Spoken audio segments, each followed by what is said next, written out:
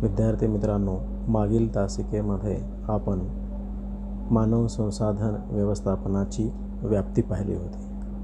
त्याचा आढावा घेत असताना आपण खालील मुद्द्यावर आपण चर्चा केली होती.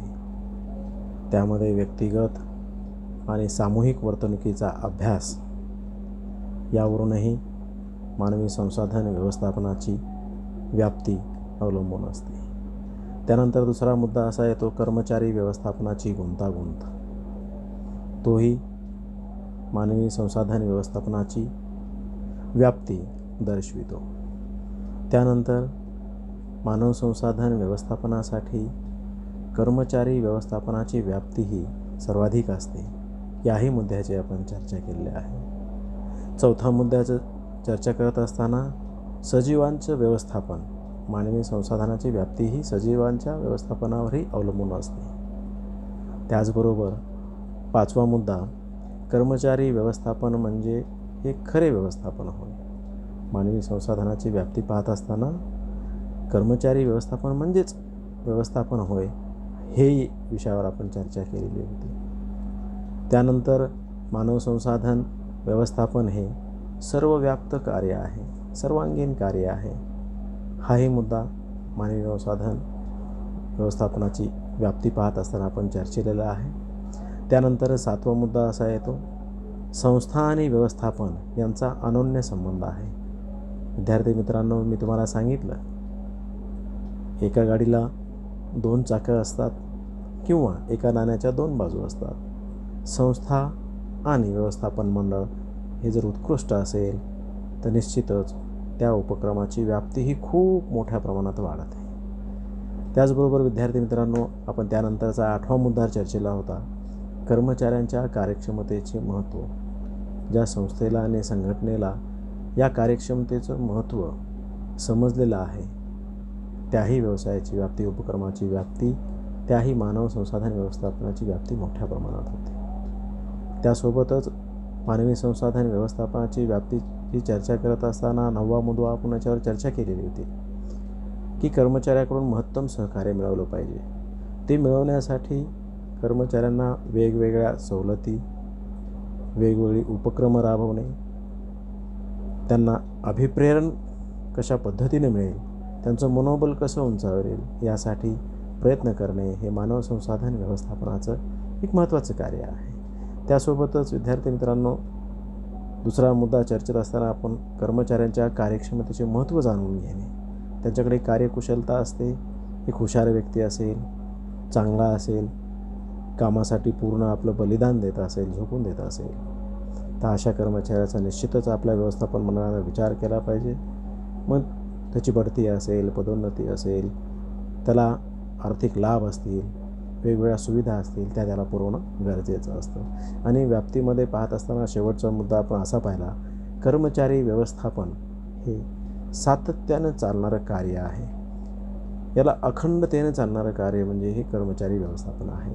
मानवी संसाधन व्यवस्थापनाची खरी व्याप्ती ही व्यवस्थापनाच्या कार्यावरच अवलंबून आहे. हे सतत चालणारं कार्य आहे. या कार्यातच आपण मानव संसाधन व्यवस्थापनाची व्याप्ती चर्चेला होती. परंतु आज विद्यार्थी मित्रांनो, आपण मानवी संसाधन व्यवस्थापनाची कार्य पाहणार आहोत. यामध्ये functions of human resource management.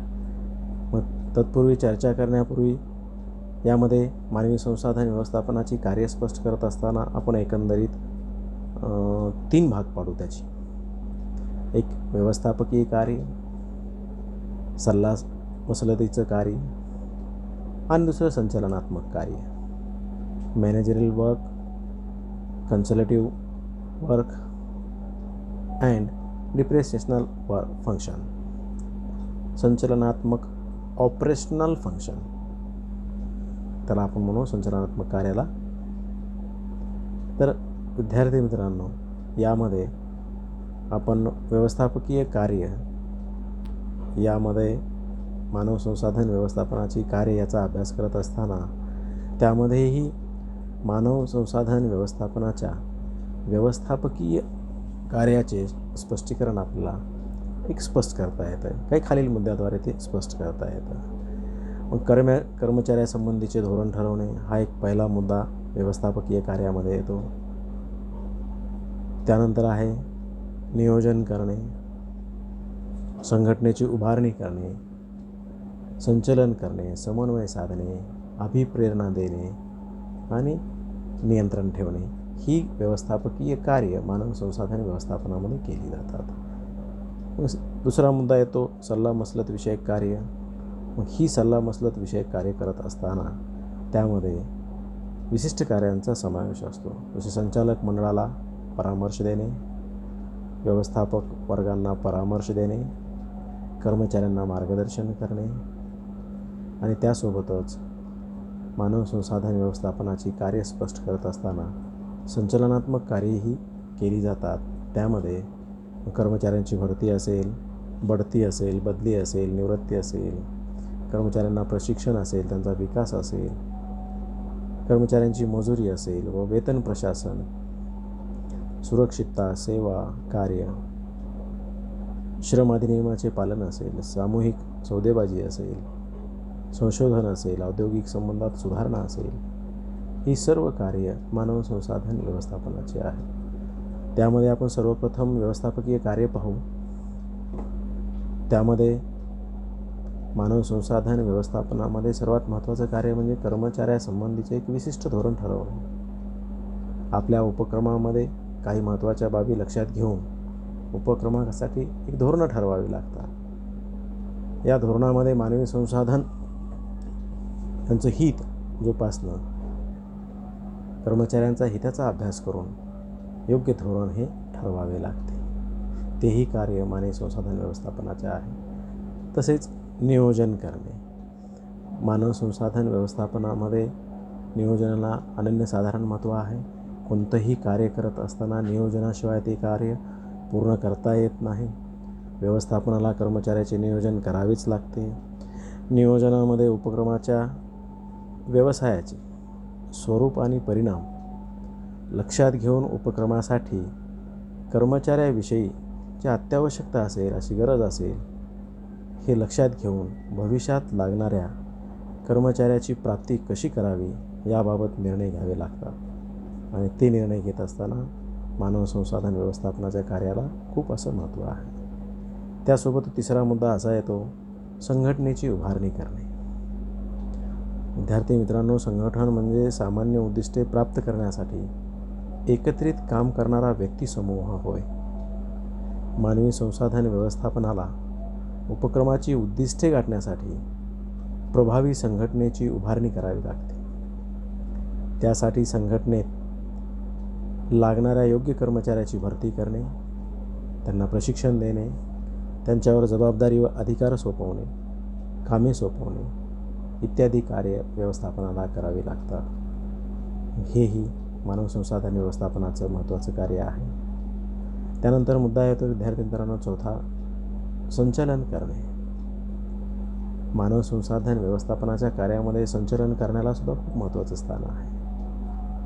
त्या कार्यामध्ये संचलन करणे म्हणजे सहाय्यकांना त्यांच्या कार्याबद्दल निश्चित आदेश देणे आणि त्यांच्याकडून उत्कृष्टरित्या काम करून घेणे होय. संचालन हे एक सहाय्यकांना मार्गदर्शन करण्यासाठी व त्यांच्या कार्याचे निरीक्षण करण्यासाठी करण्यात येणारे महत्त्वाचे कार्य आहे. डिमॉक हा तज्ज्ञ म्हणतो, संचालक हे प्रशासनाचे हृदय आहे. त्यामध्ये मार्ग निश्चित करणे, आदेश व सूचना देणे आणि गतिशील स्वरूपाचे नेतृत्व करणे या विविध क्रियांचा समावेश होतो. विद्यार्थी मित्रांनो, संचलन हे मानवी संसाधन व्यवस्थापनाचं एक महत्त्वाचं कार्य आहे. या कार्यात कर्मचाऱ्यांना त्यांचे कार्य समजून सांगणे, कार्याबद्दल मार्गदर्शन करणे, त्यांना आदेश व सूचना देणे व त्यांचे नेतृत्व करणे इत्यादी कार्य पार पाडावी लागतात. परंतु विद्यार्थी मित्रांनो, हे करत असताना सर्वात महत्त्वाचं मानवी व्यवस्थापनामध्ये जो नेतृत्व करणारा जो कोणी असेल, आपण म्हणतो HR, त्याच्याकडे ही सर्व कौशल्ये असावी लागतात. हे सुद्धा व्यवस्थापनाचं एक महत्त्वाचं कार्य आहे. त्यानंतर मुद्दा येतो विद्यार्थी मित्रांनो समन्वय साधणे. उपक्रमामध्ये वेगवेगळे विभाग असतात. निरनिराळ्या स्तरावर अनेक कर्मचारी कार्य करत असतात. मग ह्या सर्व कर्मचाऱ्यांची शक्ती एका विशिष्ट दिशेने कार्यरत करण्यासाठी आपल्या उपक्रमाचं उद्दिष्ट साध्य करण्यासाठी त्यांना नियमित मार्गदर्शनाची एक आवश्यकता असते. त्यांच्यामध्ये समन्वय साधणे हे सुद्धा गरजेचे असते. मग हे महत्त्वाचं आणि नियमित कार्य पद्धतशीरपणे करावे लागते. या कार्यामध्ये समन्वय साधणे हे मानवी संसाधनाचे एक व्यवस्थापनाचं महत्त्वाचं कार्य आहे. तसेच दुसरा मुद्दा असा येतो अभिप्रेरणा देणे. मोटिवेशन. कर्मचाऱ्यांना नेहमी मोटिवेट ठेवलं पाहिजे. जसे मानवी संसाधन व्यवस्थापनामध्ये कर्मचाऱ्याची कार्यक्षमता, एखादा कर्मचारी चांगल्या रीतीने काम करत असेल त्याला उत्तेजना देण्यासाठी एक विविध प्रक्रियांचा अवलंब केला पाहिजे. त्याला शाबासकी देणे, वेळात वेळ काढून त्याला त्याच्या कामात मदत करणे, एक विशिष्ट असे प्रयत्न, एक त्याचं मोटिवेशन, त्याला कसं मोटिवेट करता येईल जेणेकरून त्याचा उत्साह अजून वाढेल. त्या मोटिवेशनबरोबरच तो जरी चांगलं काम करत असेल तर त्याला मिळणारी मजुरी व वेतन हे सुद्धा कार्य महत्त्वाचं आहे. त्यांच्याकडून कार्य करून घेण्यासाठी आर्थिक व आर्थिकेतर अभिप्रेरणाचा उपयोग मानवी संसाधनाला करावा लागतो. विद्यार्थी मित्रांनो, दुसरं एक मानवी संसाधनाचं महत्त्वाचं कार्य आहे ते म्हणजे 7वा मुद्दा चर्चा करत असताना नियंत्रण, कंट्रोलिंग. आपल्या उपक्रमाचं उद्दिष्ट गाठण्याकरिता अनेक योजना राबवल्या जातात, योजना आखल्या जातात. योजनाची अंमलबजावणी करण्यासाठी उपक्रमाची एक विशिष्ट संघटना उभारली जाते. संचलन कार्याच्या माध्यमातून संघटनेला सक्रिय केले जाते, तर समन्वयाच्या माध्यमातून प्रयत्नांची परिणामकारकता वाढवली जाते. मानवी संसाधन व्यवस्थापनात ही सर्व कार्य केल्यानंतर वस्तुतः उपक्रमाचे उद्दिष्ट साध्य व्हायला हवे, पण तसे ते घडत नाही. नियोजनानुसार सर्व गोष्टी घडून याव्यात याकरिता प्रत्येक उपक्रमामध्ये नियोजनाचे कार्य अपरिहार्यपणे केले जाते. आणि यासाठी विद्यार्थी मित्रांनो, कर्मचाऱ्यांच्या कार्यावर प्रभावीपणे नियंत्रण ठेवण्यासाठी मानवी संसाधन व्यवस्थापनाला विशिष्ट कार्यपद्धती अंमलावी लागते. ती चर्चा करत असताना पुढील मुद्दे लक्षात घ्यावी लागतात. जसे कर्मचाऱ्यांच्या कार्याचे प्रमाण निश्चित करणे, प्रत्यक्ष कार्याचे मोजमाप करणे, प्रत्यक्ष कार्य व प्रमाण कार्य यांच्यातील फरक शोधणे व या सर्वावर उपाययोजना करणे म्हणजेच योग्य असे नियंत्रण ठेवणे होय. हे सुद्धा कार्य मानव संसाधन व्यवस्थापनाला करावे लागते. त्यामध्ये दुसरा महत्त्वाचा मुद्दा आहे मानव संसाधन व्यवस्थापनाचे कार्य करत असताना दुसरी एक महत्त्वाची बाब आहे ती म्हणजे सल्लामसलत विषयक कार्य या व्यवस्थापनामध्ये केली जातात. कन्सल्टेटिव्ह वर्क, त्याला आपण सल्लामसलतीचे कार्य म्हणतो. यामध्ये विद्यार्थी मित्रांनो, सर्वप्रथम सल्लामसलत विषयकाची कार्य करत असताना त्या कार्यामध्ये मानव संसाधन व्यवस्थापनाच्या या कार्यात पहिला मुद्दा येतो संचालक मंडळाला परामर्श देणे. संचालक मंडळाद्वारे उपक्रमविषयक अनेक महत्त्वपूर्ण निर्णय घेतले जातात. यामध्ये अनेक निर्णय घेत असताना संचालक मंडळाला सहभागी करून घेतले जातं. असे निर्णय घेण्यासाठी संचालक मंडळाला एक मार्गदर्शनाची गरज असते. ते देण्यासाठी मानवी संसाधन व्यवस्थापनाद्वारे नेहमी कर्मचारी व्यवस्थापनामध्ये सहभाग घेऊन त्यांना मार्गदर्शन करते. यामध्ये विद्यार्थी मित्रांनो, दुसरा मुद्दा असा येतो की व्यवस्थापक वर्गांना परामर्श देणे. प्रत्येक विभागामध्ये आपापल्या विभागविषयक निर्णय घेण्यासाठी संबंधित विभागाला सल्लामसलतीची गरज असते. मग अशा वेळी संचालक मंडळ असेल, व्यवस्थापकीय मंडळ असेल, त्या मानव संसाधन व्यवस्थापनाचे कार्य करत असताना संबंधित व्यक्तीला कोणत्या प्रकारचे काम करण्यासाठी त्याला परामर्शाची गरज आहे, त्याला सल्ल्याची गरज आहे हे शोधल्या जातं. गुण व योग्यता असणेसुद्धा गरजेचे असते. त्याच्यामध्ये याबाबत विविध विभागांच्या व्यवस्थापकांना मार्गदर्शन करण्याचे कार्य मानवी संसाधन व्यवस्थापकाला करावे लागते. त्यानंतर सल्लामसलतीचे कार्य करत असताना तिसरा मुद्दा चर्चेला जातो कर्मचाऱ्यांना मार्गदर्शन करणे. यामध्ये सल्लामसलतीच्या या कार्यामध्ये उपक्रमात कर्मचारी काम करत असताना संबंधित कार्य कमीत कमी हालचालीद्वारे न थकता कसे करता येईल, कार्य करण्याची पद्धत कोणती आहे, कार्य करण्यासाठी कोणत्या कोणत्या साधनांचा व उपक्रमाचा वापर करावा लागतो इत्यादीबाबत मार्गदर्शन करण्याचे महत्त्वाचे आणि मोलाचे कार्य मानवी संसाधन व्यवस्थापनाद्वारेच केले जाते. विद्यार्थी मित्रांनो, सल्लामसलतीच्या या कार्यामध्ये या 3च कार्याचा समावेश होतो. यानंतर आहे ऑपरेशनल फंक्शन, संचलनात्मक कार्य. मानव संसाधन व्यवस्थापनाला हे महत्त्वाचे कार्य पार पाडावे लागते. या कार्यामध्ये अनेक प्रकारच्या कार्याचा समावेश होतो. संचलन करणे, संचलनात्मक कार्य करणे. मानवी संसाधन व्यवस्थापनाची संचलनात्मक कार्य पाहत असताना आपण पुढील मुद्द्याविषयी चर्चा करू. जसं तुमच्यासमोर आहे पहिला मुद्दा, कर्मचाऱ्यांची भरती. मानव संसाधन व्यवस्थापनामध्ये हे एक अतिशय महत्त्वाचं कार्य मानले जातं. यामध्ये मानवी संसाधन व्यवस्थापनाला श्रमाचा पुरवठा करणाऱ्या विविध साधनांचा विकास करणे, सर्व कृत्याबद्दल तसेच मजुरीच्या प्रमाणित दराबद्दल सविस्तर माहिती संकलित करणे, इच्छुक उमेदवाराकडून आवेदनपत्रे घेणे, त्यांची लेखी तोंडी मुलाखत परीक्षा घेणे, परीक्षा देणे, सध्या नोकरीत असलेल्या तसेच काही कारणास्तव नोकरी सोडून दिलेल्या कर्मचाऱ्याबाबत वेगवेगळी माहिती गोळा करणे, योग्य कर्मचाऱ्यांची नेमणूक करणे, नव्याने नेमलेल्या कर्मचाऱ्यांची कार्ये व त्यांच्या सहाय्यकांची ओळख करून देऊन कर्मचाऱ्यांना आपल्या उपक्रमाविषयी विविध धोरणे, निर्णय, नियम, कार्यपद्धती समजून सांगणे इत्यादी महत्त्वाची कार्य या संचलनात्मक कार्यामध्ये केली जातात. त्यासोबतच विद्यार्थी मित्रांनो, मानव संसाधन व्यवस्थापनाची संचलनात्मक कार्य करत असताना दुसरा मुद्दा असा येतो की बढती, बदली व निवृत्ती. मानवी संसाधन व्यवस्थापनाला कर्मचाऱ्यांची बदली, बढती, पदोन्नती व निवृत्ती इत्यादी संबंधित कार्य करावी लागतात. त्यामध्ये बढती असेल, बदली असेल व निवृत्तीबाबत विशिष्ट धोरण ठरवलं जातं.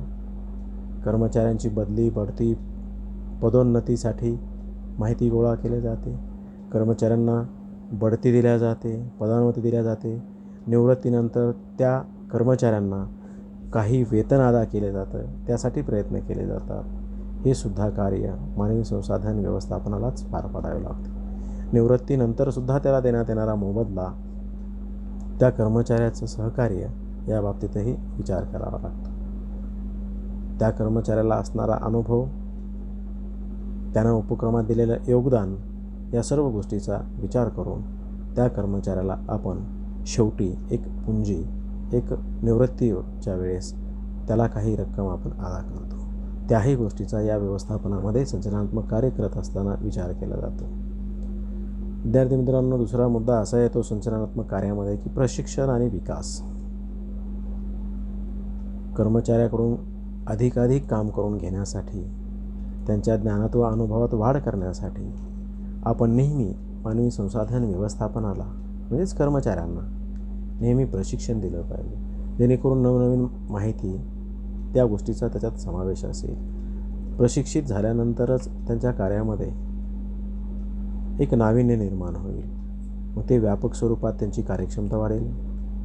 यासाठी वेगवेगळे कार्यक्रम आयोजन करणे, अंमलबजावणी करणे, प्रशिक्षण दिल्यानंतर त्याची मोजमाप करणे, कर्मचाऱ्यांच्या विविध उपक्रम व कार्यपद्धती ठरवून त्याची अंमलबजावणी करणे इत्यादी कार्याचा या कार्यामध्ये समावेश होतो. विद्यार्थी मित्रांनो, संचलनाचं कार्य करत असताना मानव संसाधन विकासामध्ये, व्यवस्थापनामध्ये चौथा मुद्दा असा येतो मजुरी व वेतन प्रशासन. कर्मचाऱ्यांच्या मजुरी व वेतनाचा दर ठरवणे हे मानव संसाधन व्यवस्थापनाचं महत्त्वाचं कार्य आहे. वेतन व मजुरीवरच कामगारांची उपक्रमशीलता, त्यांचं अभिप्रेरणा, त्याचं मोटिवेशन हे सर्व या गोष्टीवर अवलंबून असतं.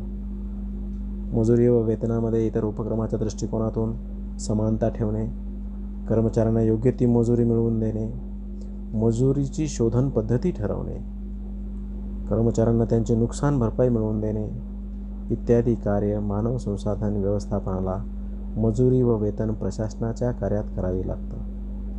योग्य मजुरी व वेतनाचे व्यवस्थापन करून कर्मचाऱ्यांना योग्य मजुरी व वेतन मिळवून देणे हे मजुरी वेतन प्रशासनाचे महत्त्वाचे कार्य आहे.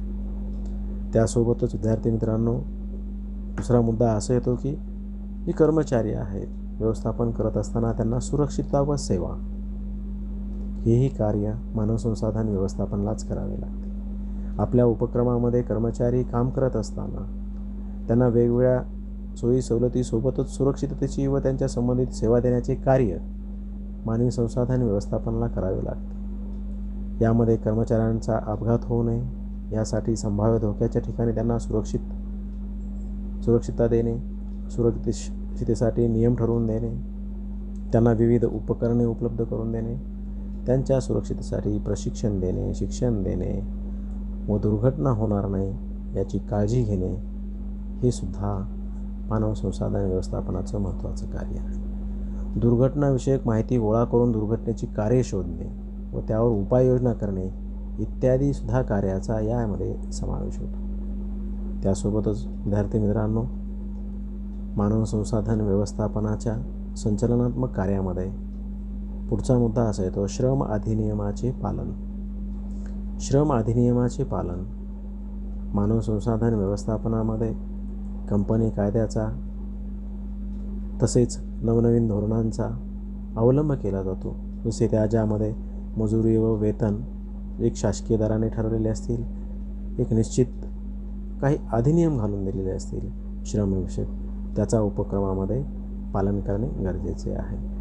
व्यवस्थापक जर उपक्रमात नसतील तर व्यवस्थापकांना त्यांच्या दैनंदिन कार्याविषयी काही पालन करता येणार नाही. त्यासाठी मानवी संसाधन यांना श्रम अधिनियमाचे पालन करणे खूप गरजेचे असते.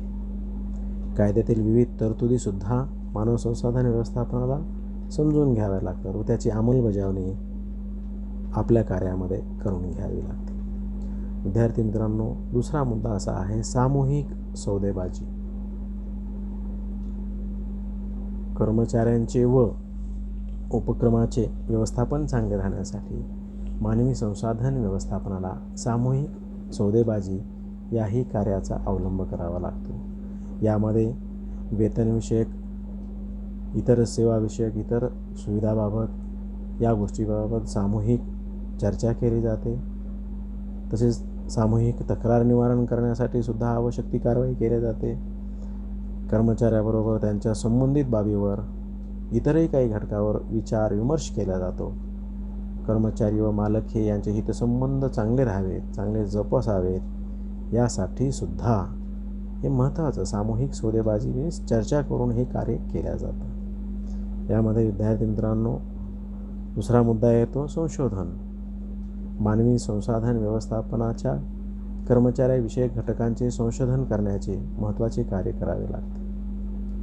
त्यात नवीन वेतन पद्धतीचा शोध घेणे, नवीन कर्मचारी कार्यपद्धतीचा शोध घेणे, कर्मचाऱ्यांचे मनोधैर्य उच्च ठेवण्यासाठी विविध उपायांचा शोध घेणे इत्यादी विशिष्ट कार्याचा समावेश हा मानव संसाधन व्यवस्थापनाच्या संचालनात्मक कार्य करत असताना संशोधन या कार्यावर विशिष्ट असं लक्ष देणं गरजेचं असतं. त्यानंतर मुद्दा येतो विद्यार्थी मित्रांनो कार्यविश्लेषण.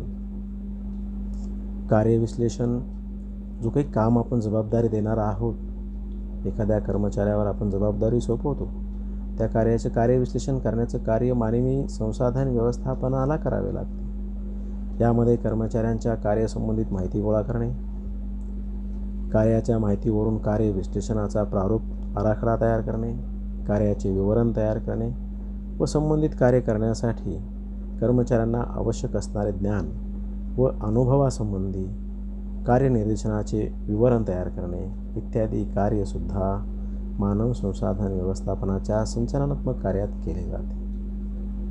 आणि त्यासोबतच विद्यार्थी मित्रांनो, आपण दुसरा लास्ट मुद्दा असा लक्षात घेऊ, महत्त्वाचं लास्ट आणि शेवटचं कार्य असं आहे औद्योगिक संबंधात सुधारणा.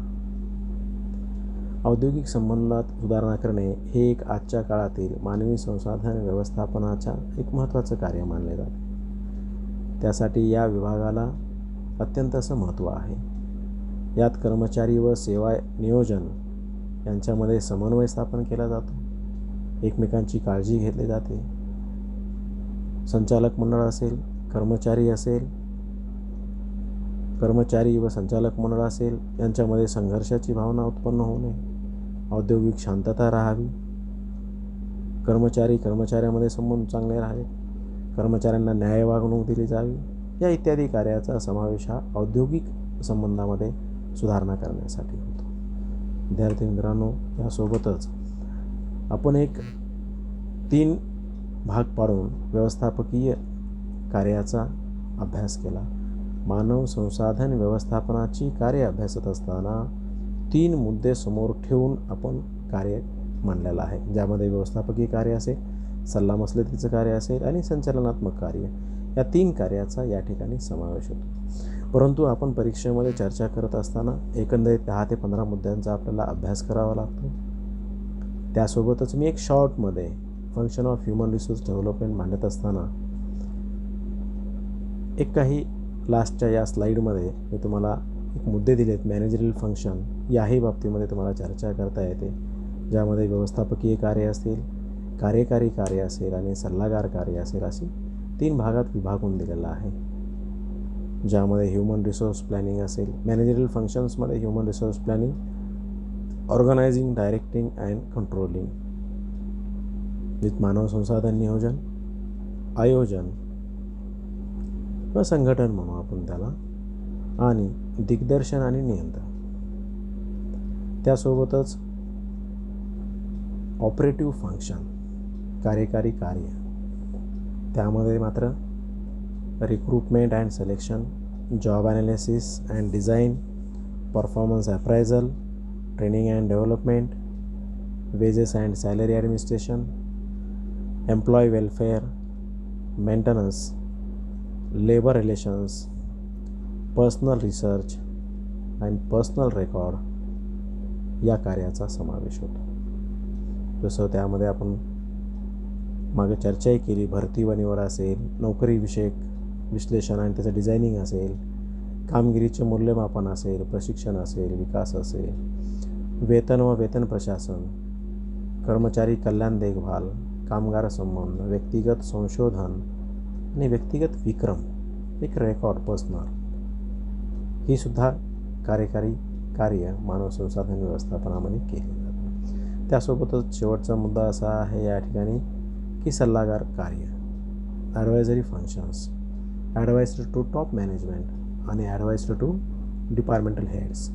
यामध्ये व्यवस्थापनाला एक महत्त्वाचं कार्य करावं लागतं, ते म्हणजे उच्च व्यवस्थापनास सल्ला देणे. त्याच्यासोबतच उच्च विभाग प्रमुखासुद्धा सल्लामसलत करणे. याही मुद्द्यांची चर्चा केली तरी चालते. परीक्षेमध्ये हे सोडवा किंवा याच्या अगोदरची मुद्दे असतील ती मांडा. दोन्हीविषयी आपण आज सविस्तर चर्चा या फंक्शन ऑफ ह्युमन रिसोर्स मॅनेजमेंटमध्ये केलेली आहे. तत्काळ या ठिकाणी थांबू. यानंतर पुढच्या तासिकेमध्ये पाहू. थँक्यू. भाई कसं करायचं रे? हे बंद करायचं ना.